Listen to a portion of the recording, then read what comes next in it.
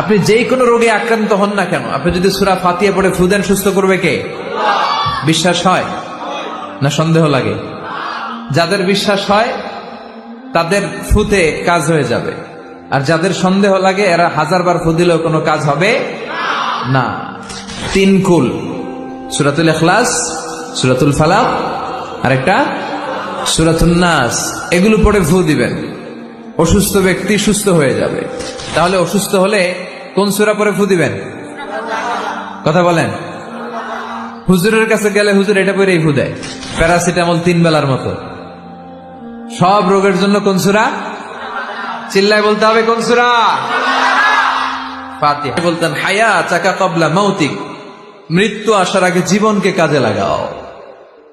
এই জীবন আল্লাহর দেয়া সবচেয়ে দামি উপহার আমাদের জন্য, এটাকে যেন আমরা কাজে লাগাই। এরপর বিষ্ণু ইসলাম বললেন সিহহাতাকা ক্বাবলা মারাদিক ক্বাবলা সাকমিক, তোমার অসুস্থতা আসার আগে তুমি তোমার সুস্থ সময়টাকে ইসলামের পক্ষে কাজে লাগাও।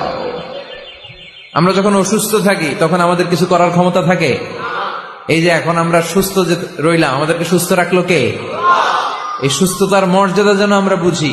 বিষ্ণু বলেছেন ইযা ইসতাআনতা ফাসতাইন বিল্লাহ, সাহায্য চাইতে হলে আল্লাহর কাছে চাও, কিছু চাইলে আল্লাহর কাছে চাও, সাহায্যের দরকার হলে একজনের কাছে হাত পাতো, তিনি কে?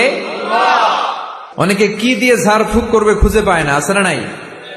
আপনি সূরাতুল ফাতিহা পড়ে ঝাড়ফুঁক করবেন। অসুস্থ ব্যক্তির গায়ে সূরা ফাতিহা পড়ে ফু দিলে সুস্থ করে দেয় কে? রব্বুল আলামিন বলেন وَنُنَزِّلُ مِنَ الْقُرْآنِ مَا هُوَ شِفَاءٌ وَرَحْمَةٌ لِلْمُؤْمِنِينَ وَلَا يَزِيدُ الظَّالِمِينَ إِلَّا خَسَارًا। আল্লাহ বললেন আমি কোরআনের মধ্যে শিফা রেখেছি, এই আল কোরআন আল কারীমের ভেতরে আমি আল্লাহ রহমত দিয়েছি।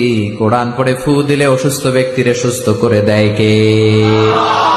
আপনি যেই কোনো রোগে আক্রান্ত হন না কেন, আপনি যদি সূরা ফাতিহা পড়ে ফু দেন, সুস্থ করবে কে? বিশ্বাস হয় না সন্দেহ লাগে?